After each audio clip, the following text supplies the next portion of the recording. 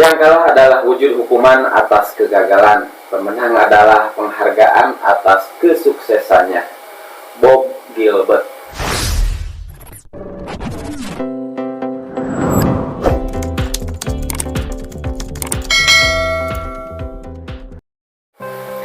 Perjanjian Brussels adalah perjanjian pertahanan antara Inggris, Prancis, dan negara-negara Benelux pada 17 Maret 1948.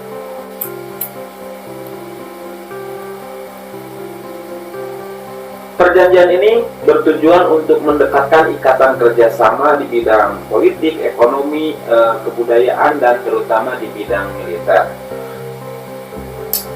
Selain itu, perjanjian ini juga ingin menunjukkan bahwa negara-negara Eropa Barat bisa bekerja sama sehingga mendorong Amerika Serikat harapannya untuk berperan dalam keamanan Eropa Barat pada waktu itu. Secara kan Eropa Barat itu mengalami perang pada waktu itu, Jerman dengan Prancis dengan Inggris, Prancis dengan Belanda, dan yang lainnya.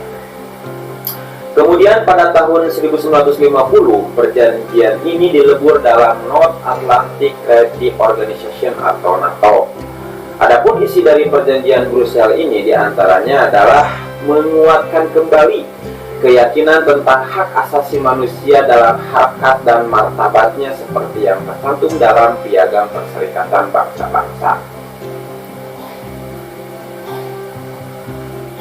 Kemudian membentengi dan melestarikan prinsip-prinsip demokrasi, kebebasan pribadi dan politik, tradisi konstitusional, dan aturan hukum yang merupakan sebuah warisan untuk mereka Kemudian memperkuat hubungan ekonomi, sosial, dan budaya, serta dengan setia bekerja sama untuk mengkoordinasikan upaya mereka dalam menciptakan Eropa Barat sebagai dasar yang kuat untuk pemulihan ekonomi di Eropa secara keseluruhan.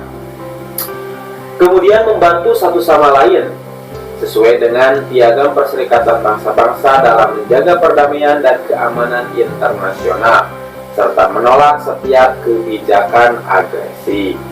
Mengambil langkah-langkah yang dianggap perlu terkait pembaruan yang dilakukan oleh kebijakan agresi Jerman.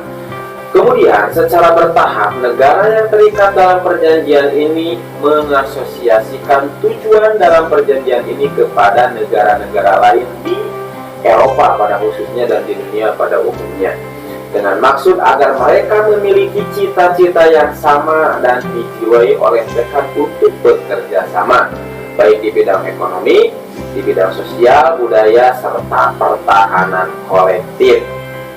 Kalau kita cermati lebih dalam dari isi perjanjian Brussels ini, intinya adalah pemulihan ekonomi pasca perang dan pertahanan kolektif di Eropa Barat yang pada akhirnya memunculkan NATO Yang lainnya menurut hemat saya hanya shadow belaka agar terkesan halus dan tidak agresif dari perjanjian ini.